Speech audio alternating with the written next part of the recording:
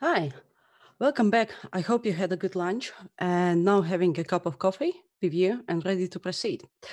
So, just a small reminder this is the link for the questions. Just go to the Slido, take the code, and choose my session. And if during the talk you have the questions, don't hesitate to write them. I will look on them at the end of the talk and will try to answer on all of your questions. And we are going to talk about measuring DevSecOps or the building metrics to understand effectiveness and the success. My name is Victoria, and maybe some of you already know me. I do work for the Microsoft as a cloud solution architect, mostly focusing on the development security, identity, and the DevOps as a culture, but also the processes and the tools. In the free time, you can find me on the conferences like today. And these are my contacts. If you want to ask some questions, you always can write to me either by the Twitter or by the email. So what's on our plan as for today? First of all, I want to talk, like I mentioned, about the DevSecOps, particularly how we should measure the security in the DevOps processes. But wherefore, to get everyone on the same page, we will start with the DevSecOps definition itself. Then we will build the most common understanding, like, so we are all on the same page. Then we will switch gears to the question of on the metrics. So, for example, why the metrics are important, why we should pay attention on them and measure, what exactly we shall measure. Should we go and look for the every single step and the measure all of them, or should we just pick up some of them and measure the most important things? And then finally, how should we measure? What is an approach which should be used not to fail?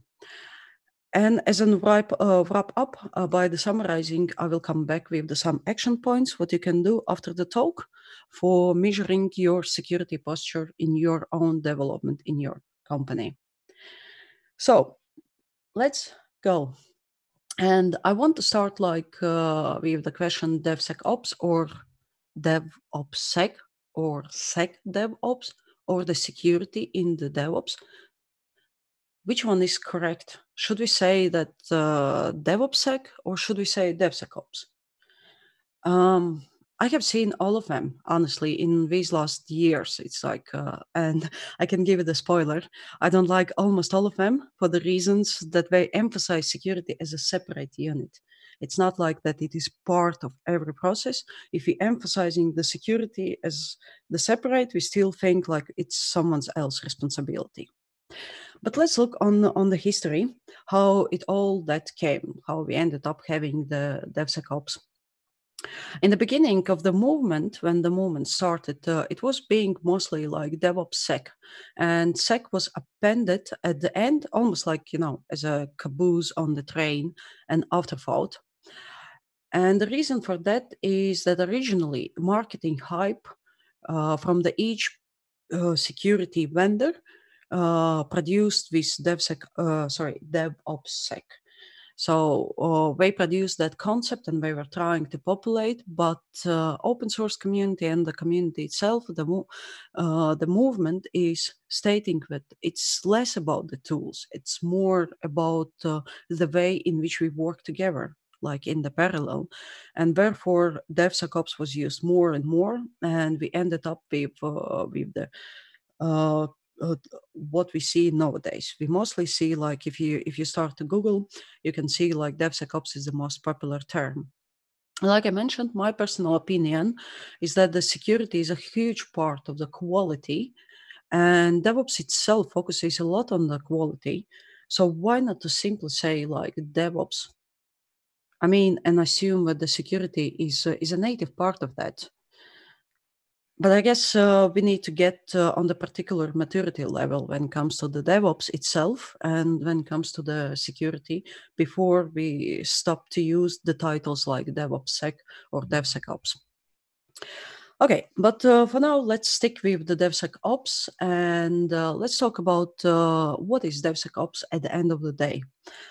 Honestly, I tried to look on the different definitions and I ended up with the description produced by JFrog, and I believe it catches the spot and explains properly the nature of the DevSecOps. Let's look at it. So the JFrog says that the DevSecOps is the philosophy of integrating security practices within the DevOps process. So the security first culture.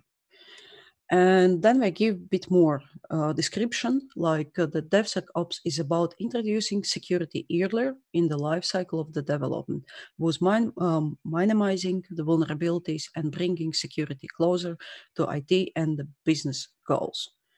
And I like the last quote, as it takes current securities in a nutshell. Okay, that's enough about the definitions. But what it means, like in the practice, in reality, we deliver our applications or the solutions with the common pattern. Like we start to plan, we have the sprint planning, then we develop, we commit the code, it triggers CI pipelines to build the code. Automatic tests are running, we do some manual acceptance tests, and then if we look that everything is fine, we switch to the production by delivering through the CD pipeline, or still manually. It depends on the company rules and the approach. And then we went to the production, and now we are switching to the operation modes, where we learn how application acts and lives. DevOps also pushes us to learn from that, particularly from the operational way, by the collecting the telemetry and other things, which becomes quite important later when we start to speak about the measuring the security. So we learn and repeat, we cycle over and over every sprint or release, depending on company's development lifecycle. So how big your sprints are, or are you still doing the classical release cycle? And what is most important, this is where the security comes in, or security in the DevOps. So if you look on every stage, we start to integrate the different security processes and the practices, and of course the tools.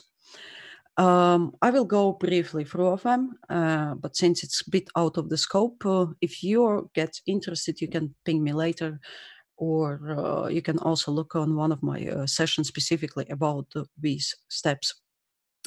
So in development, we add the different things, like starting from the threat modeling. We start to utilize the IDE security plugins.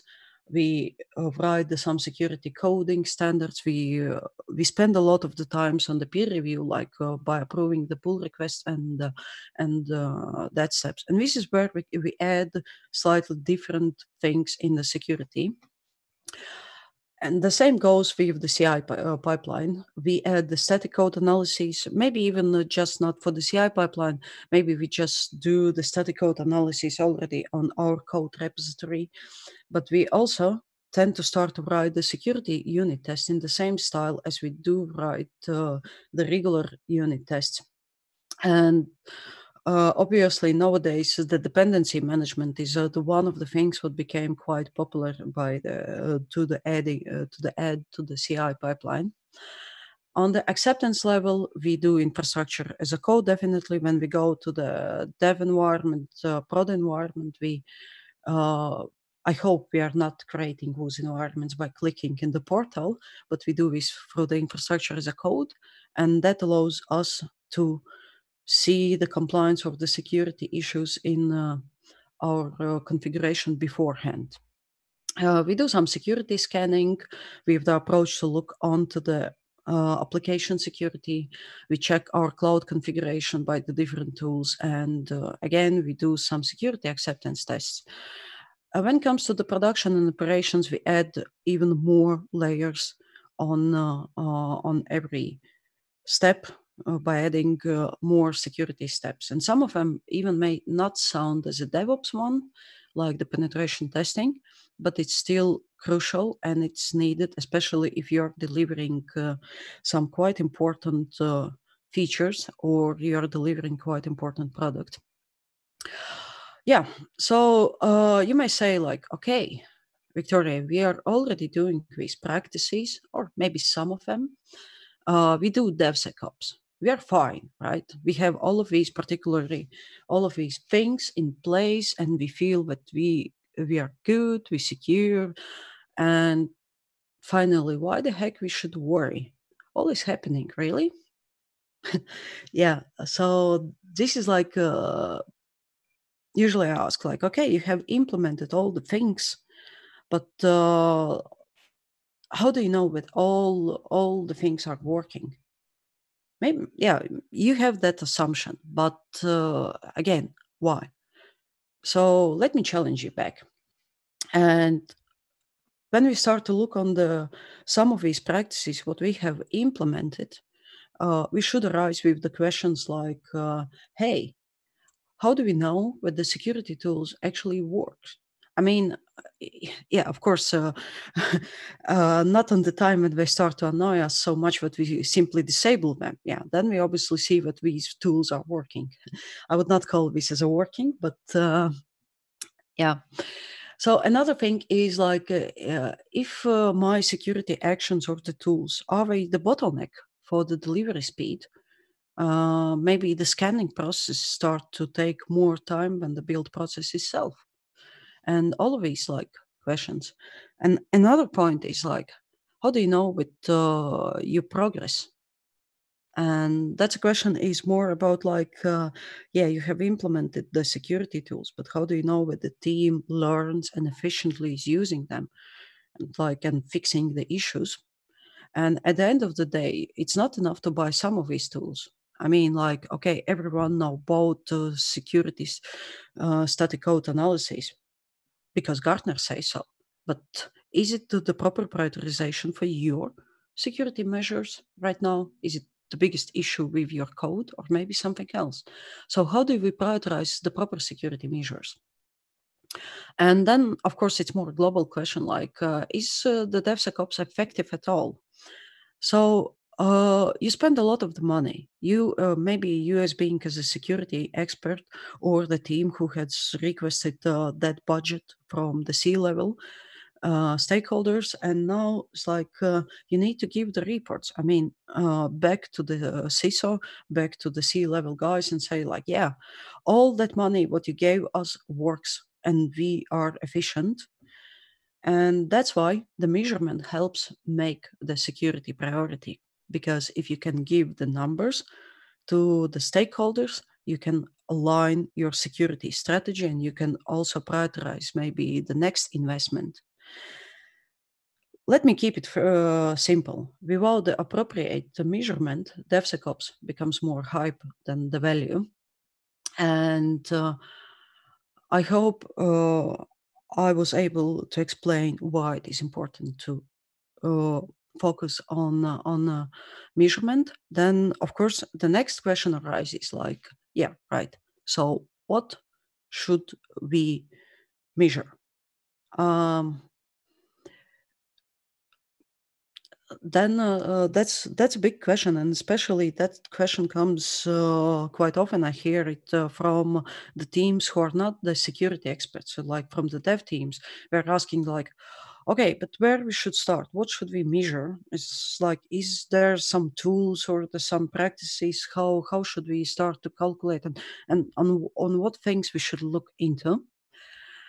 And the first things what you need to decide is, in the same way how you have decided what DevOps means for your organization, you need to decide like what DevSecOps means to your organization, or what the security in the DevOps means, because it can mean different things for the different people.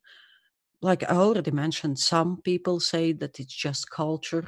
Vendors claims that it's all about the tooling, is what builds the security.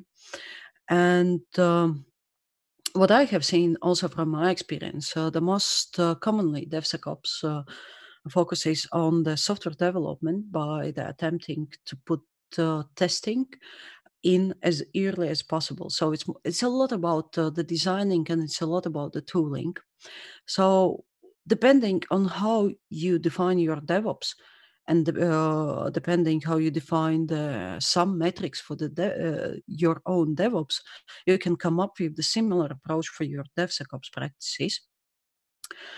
And another thing, what you need to do is you need to identify your DevSecOps challenges before you're figuring out what type of the metrics to track. You need to identify what challenges your organization has and what you're trying to solve. That's most important, to find out what annoys you the most. Is it like, let's take the example, like improper infrastructure configuration, or the same secrets in the code, or the dependencies. So what makes the biggest security risk?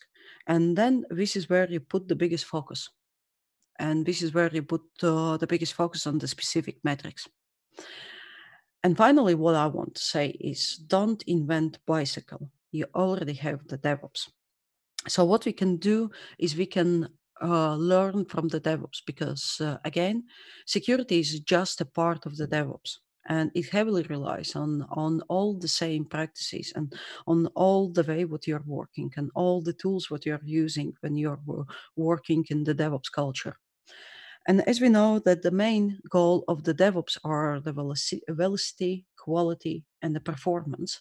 And this is where we can grab some kind of the inspiration also for the security side. So if you look on what overall, I want to get a reference to quite good book, which is what's called The Science of the DevOps, Accelerate. And that book comes with the few suggestions in when it comes to the measuring the metrics in the DevOps. And one of them is like measure at the global level, not on the team level. And in terms of the security, the goal of the security is not to protect the one specific team. The goal of the security is to help the business achieve the goal, right? Let's put simple. Security doesn't bring the money. Actually, security takes a lot of money. Why? To support the business to achieve their goal in the most secure way. And that's why you need to measure at the organizational level, not on the team. So you don't need to create the metrics which are only specific for that particular team. It doesn't make any sense. And also it helps to avoid siloed thinking. Another thing is that you need to measure outcomes versus outputs. So that means that don't measure hours spent on the security. What matters the most, whenever whose hours reduce the attack surface. So you need to measure how much you have reduced the attack surface, not how much time you have spent on the reducing that. If you look on the first suggestion, then it is like a lot about the focusing on the capabilities, not on the maturity.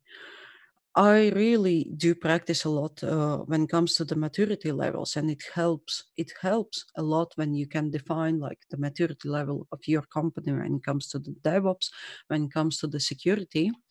But in this case, like I mentioned, although we tend to build DevOps maturity models, they should not be the main ones. First, maturity models tend to focus on the final state. And that's a huge problem because you can define like the beginner, medium, and expert. But the problem is that like we achieved and it's done, and in reality, it's not the finite game, it's infinite game. And that means that what happens next? What happens next? And you all the time you evaluate, you grown up and you improve and improve. So it's infinite game, and this is where it's quite important to focus on your own capabilities. Another thing, which I can strongly agree, what I have seen also from the security experience, is that we tend to miss the forest for the trees. And what it means like you shouldn't focus too much on individual security components.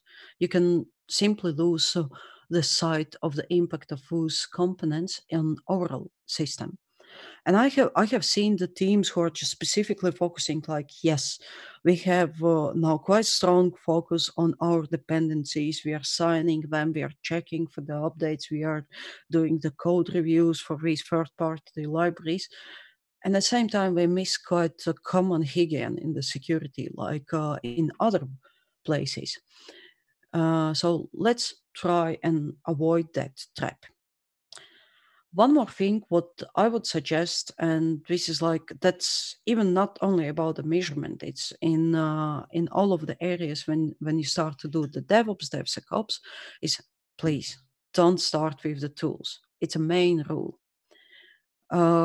Even if you look just from the security perspective, that vendors they give the specific security tools and they give you the specific metrics what they are supporting, and they are not silver bullet. They are biased.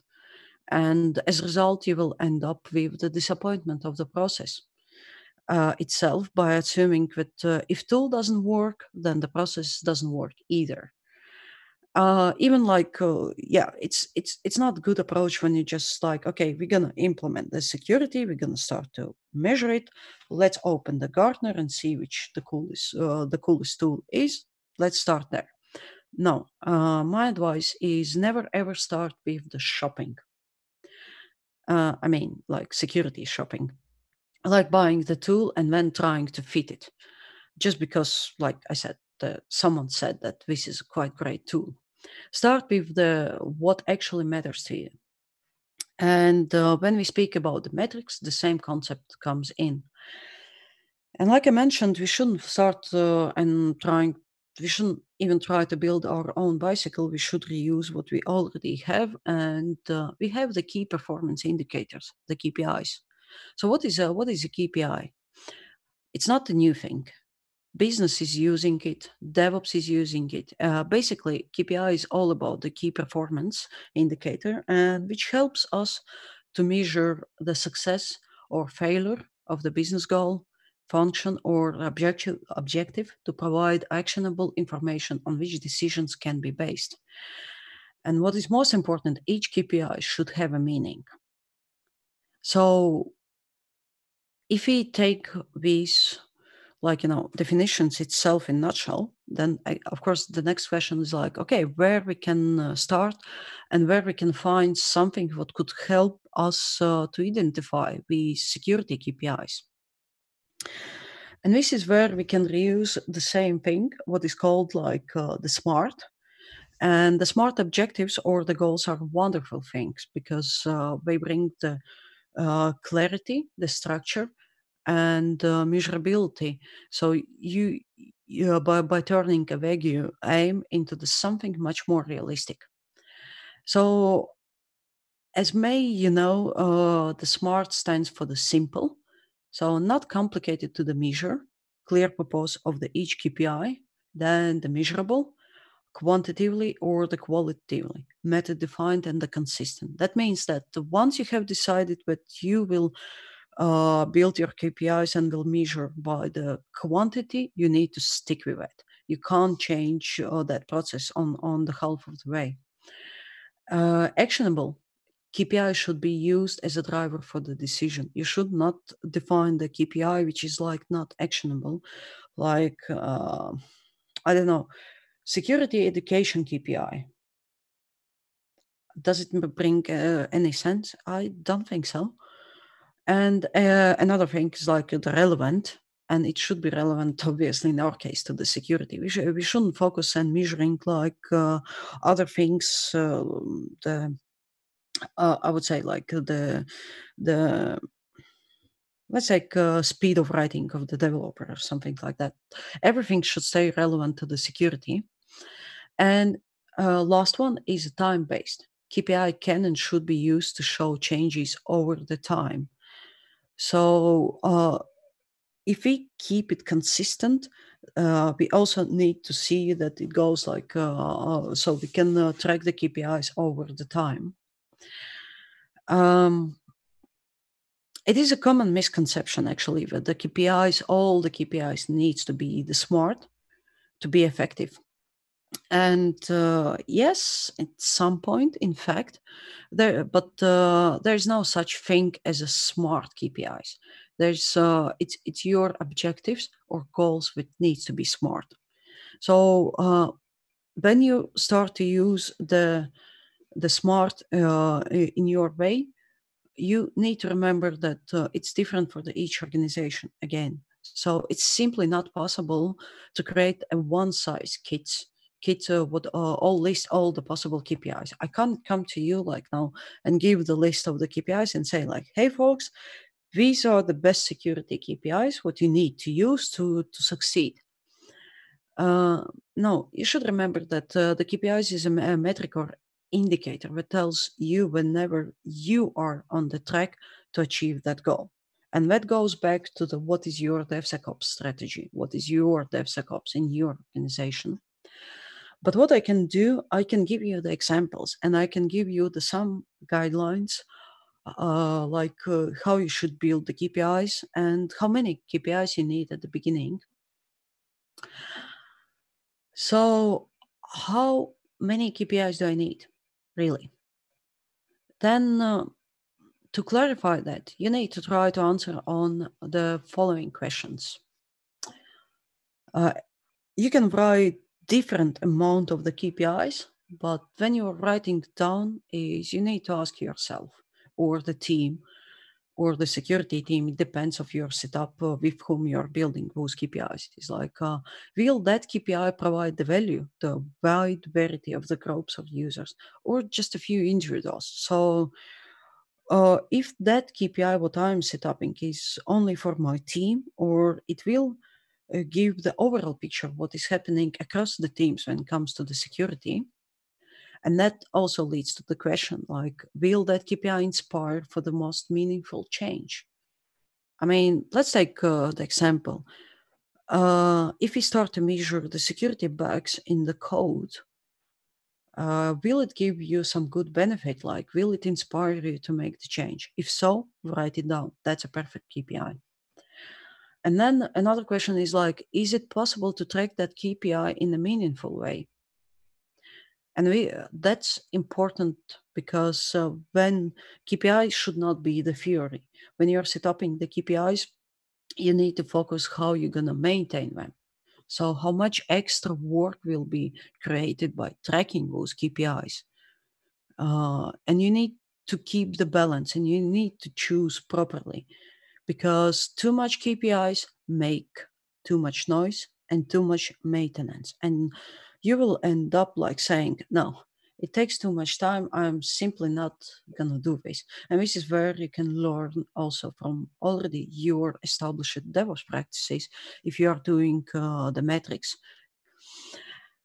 And so to finalize, the initial round of KPI brainstorming will likely result in very long list of the potential KPIs.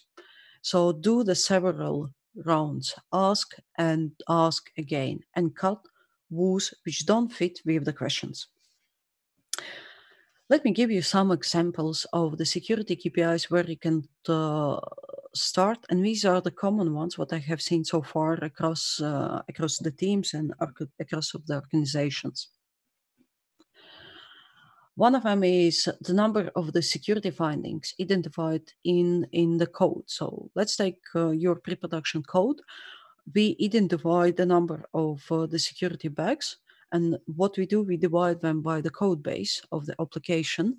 So you could set up the goals, and then you can measure the progress with the teams and with a specific application or the services, like two security bugs per 2000 lines of the code, and in that way. Then another thing is what you could look is the security defects or the security findings burn rate, amount of the time to fix the vulnerabilities in the application. So focus how quickly those defects are addressed by the teams. From the time when it was identified, when it took to be prioritized, got fixed, and the closed. Then another thing what you can focus, and that's really helpful, especially for the security teams, and especially if you're lack of the people or the resources who could help you to fix the findings and establish the security practices, are the top vulnerability types and the top reoccurring bugs. Because if I will see that correlates as a security team or the security person or the security ambassador in your team, I could keep track of these top ones, and I would be able to get a much better position to help to the developers and make the long-term improvements in the way they code. So literally, with the less effort, I can achieve better security posture. I can just bring this top three, focus on them, and it goes back to the Pareto rule, right? 80-20. If I will spend 20% of the time, I will most probably will fix like the 80% of these issues. And this is where these two things will help a lot. Another thing is also the percentage of the code coverage from the security testing. That what we could do, we can simply mimic the same approach what we have with the unit tests. Another quite important thing to see, like I mentioned, people tend just to disable security items if they get annoying you, and even if they are failing your builds. So what you need to do is start to track the number of the fail builds due to the security checks. That would also allow you to see over the time how much things you already fixing before it gets into the build pipeline, or how fast you are improving. And then the last one is we were focusing a lot on the development lifecycle, but we also need to focus on the production part, because if we start to collect the metrics and events from the production, we can see, like by the production I mean, like for example, web application firewall. We can see how the security posture improves, or it's like how many bugs actually may end up, or the security misconfigurations may end up being in the production. Okay, so let's look how it is in the practice. Remember all of these practices and the tools what we have implemented in the development life. So, like all of them. I guess not. I guess we tend to have few of them, right? Most common ones. And these are, again, the most common ones what I have seen across the companies. And the companies usually, they used to start with the static code analysis. Nowadays, if there was no security, they usually start with the dependency management. And of course, when we speak about the security scanning, containers rules the world in today. So another top three what I have seen is like we start with the security scanners specifically for the containers. And of course, old practice of having the pen testing is not going away. It doesn't, and it shouldn't go away. And we still do them, and the companies will gonna do that. So if we have all of these, it kind of works, right? And again, I'm challenging you back. Really? How do you know it again? And my advice is like, when you implemented these tools, you immediately need to start to measure them. You need to start to collect all the statistics what they gives to you. And the same question goes back, like, okay, we discussed why, we discussed what, and we ended up with the question, okay, I'm ready, I want to have them, but how should I measure them? What should I do? How I should put the less effort to get like my KPIs alive? I would start with the few things. First of all, the commercial solutions, definitely I'm taking out of the scope. Why? Because let's admit they are vendor biased. Like I already mentioned, that particularly those who are stating like, yeah, we do DevSecOps or DevOps whatsoever specific metrics. The problem is that they are testing like unfortunate, the byproduct of the security testing market is that we rarely see metrics outside of that individual security product. That means that for the simple reason that vendors would not sell you the metrics that they own products can't measure. And again, that leads to the question is like, what I get out of the box is enough for me? or it's not. And buying this type of the things requires additional budget, right? So what you can do, you can start small. You can start with the one particular team or with one particular application, and you can focus on what you already have in the house. And let's look on the practical example. Let's take one scenario. Particularly here, I have the application which is built and deployed, like, built, a container is made, the Docker image is pushed to the, in this case, like to the some Docker storage, and then it goes back pushed to the cloud. So in my particular example, I do have the Azure DevOps for the managing the development work from the beginning. So let's assume that the developer is using, together with the team and the product owner, the Scrum Master, we're using the Azure boards where we track all the development activities, and then the developer is pushing the code towards the Azure repos and triggers the Azure DevOps pipelines, pushes the Docker image towards Azure Container Registry, and when CD pipeline, CD pipeline grabs that image and pushes to one of the stage in the cloud. So that kind of most common scenario, maybe it reflects, maybe it doesn't reflect what you have on the place. You can simply replace with the GitHub Actions, Jenkins, you name it, Bitbucket for the code storage or the Jira for the tracking. But at an essence, that's kind of like one of the scenarios. And what you do, you implement the different security tools on the place. Let's take the example that you have the check marks or SonarQube for the static code analysis. Then you have maybe the white source or the SNCC. In my particular case, I do have the white source bolt, which checks the dependencies. And then on the CI pipeline, I'm running the anchor, which is testing the container for the security and for the compliance reasons. And when my application is built, I'm also checking the application by doing the DUST, what is called the dynamic application security testing, through the OWASP ZAP proxy. So what I'm doing, I'm running the app and trying to see if there are some OWASP top 10 common vulnerabilities.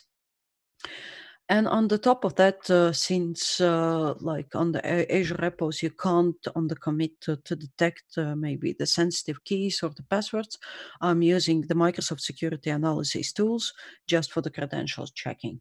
Like if you speak about the Azure, if you speak about the GitHub Actions, then on the GitHub repositories we have it out of the box. But like I mentioned, that's my particular setup, and I'm using all of these tools. And all of these tools are producing the work items, the findings, which end up being in my backlog. So, and the backlog may become as a true source for the collecting statistics for some of these KPIs, what I have showed you, like when the vulnerability was identified, how much time it took to fix it, and so on, so on. So let's take the design of the solution, what you can already utilize and do it by yourself. You can build the architecture with the Azure functions, which literally like the Azure functions calls the APIs to the Azure DevOps by the collecting the statistics from the repos and from the, in this case, I'm collecting the statistics from the Azure boards to see what is happening with the work items, how far, how many security related technical debt do I have in the backlog, and so on. And also the same goes with the CI pipelines. So if the build fails because of the security reason and so on. And then I also can do the API calls to the security tools. The tools what I'm using, for example, the Anchor, and the most of the tools provides the reports in one or another way format. Like it could be either through the APIs or it can be the CVS file, you name it. So what you do, you just collect all that statistic and you keep it in In the KPI storage, you can decide, is it like going to be the structured data or most probably non-structured data? And then you can write the functions which pushes all that statistic to the Azure Power BI, Microsoft Power BI or any other analytics tool, and where the end users or the team, security, C-level can see actually these tracking KPIs and the progress over the time. So how does that may look or should look like on the practice?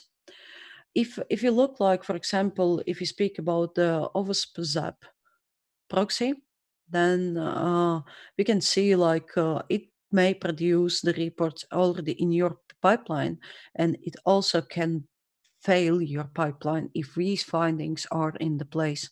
Like in the similar way, like we do fail our build pipelines or we do fail the commit, or like name it, if the unit tests are not successful.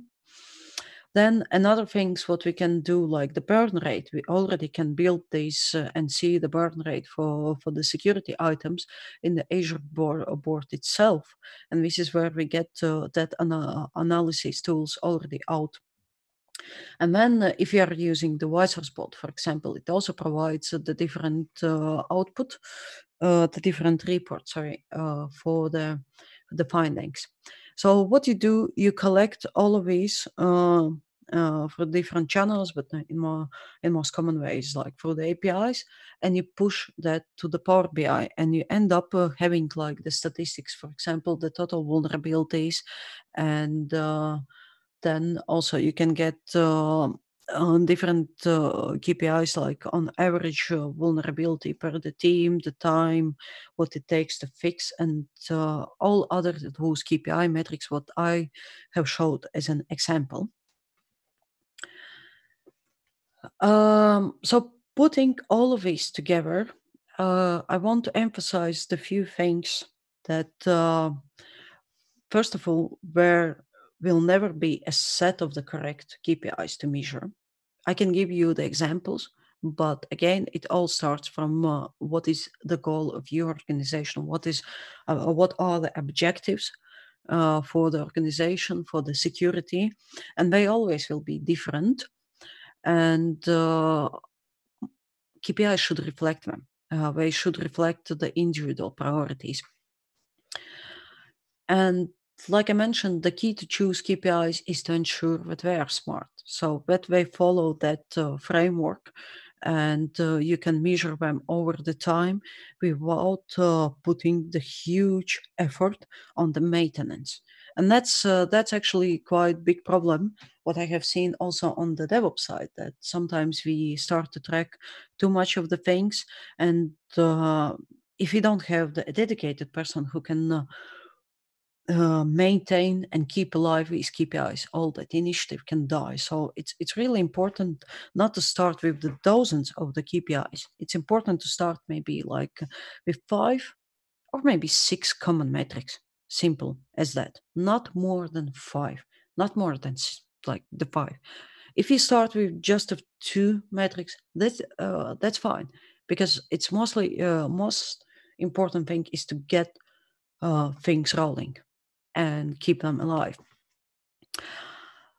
And therefore, when you're defining the KPIs, the most important, define who owns those KPIs. And those should not be like a lot of the people, or it's like, everyone's responsibility. As we know, if it's everyone's responsibility, it's no one's responsibility, right? So if you have a benefit of having dedicated resource, or the half-time dedicated resource, then it's really cool. If not, then at least try to get it to stick it with maybe for the security team, or maybe in the team. It depends on the way how you build the security practices, how you have implemented the security in your DevOps. But you need to find someone who should take and be responsible for maintaining these KPIs, and not only the maintaining, but also like the product owner, or I would say not the product owner, but let's take the example of the Scrum Master. He tries to keep hard alive, like all the practices what you do when you do Scrum, right? Retrospective and all of that. The same goes with his owner. He is not only tracking those KPIs, he's also maintaining and sees the progress and nags the team and do everything what is required to achieve the target associated with these KPIs. And like I mentioned, don't start with the tooling. Start with the building the reporting on the top of the used technologies. I would say start with the cheap and dirty approach. You shouldn't like buy the tool because it may solve the issue. You should look around what you have in the house and how you can implement that. Or maybe it would become as a part of your generic metrics, like the same metrics what you use for the DevOps, the same system. This is where you can just implement another type of the metrics, like specifically for the security, and reuse the same technologies. Because it will make a better approach in terms that you don't spend that money what you could spend like on other things like getting the dedicated person or cultivating the security as a culture and such stuff. So to wrap it up, I would say like define what DevSecOps means to your organization and identify your DevSecOps challenges, what you're facing right now. So identify those challenges, what are really critical for you as an organization, like maybe security tools is not something what you need. Maybe there is a cultural thing. Maybe there is the processes which must be improved. So find your challenges and then find or define the list of KPIs which may help you to track and measure how you're progressing with these challenges. It's kind of the same. I would say like let's take the simple comparison with the gym, right? You set up some of the goals like I want to get I don't know 100 push-ups in the 1 month, right? So you build a plan and you define the metrics like that means that in 3 weeks I should be able like to do 75 push-ups and so on. The same goes with the security, and this is where for the KPIs the smart helps a lot. And like in the gym, you don't define like 2 or 3 goals, you define one. In the same, maybe you should limit also the security metrics, limit with the few of them, essential one, and start to do that KPI nourishing and the maintenance and like, do everything what it takes to keep the KPIs alive and trying to target those goals by monitoring and tracking the metrics. And finally is leverage already used technologies. Like I said, and I'm not getting tired to repeat like don't do the shopping first. Don't start with the tool, but start with the things. Look around in your own house and see what you already have for the collecting and the reporting of the metrics. Maybe these things will work for you. If not, maybe some custom-made solution, like for the written in 2 or 3 days, would allow you to get that transparency immediately. And to wrapping up, remember that without the appropriate measurement, DevSecOps becomes just a hype than value. So when we speak about DevSecOps, we should also give the numbers and the statistics. Yes, I think I have said all what I had on my mind, and I would really appreciate that you are. So I'm really appreciating that you stayed online with me, and let me check for the questions. and see if there are no questions or the people gets too shy. Let's see. Okay. Yeah.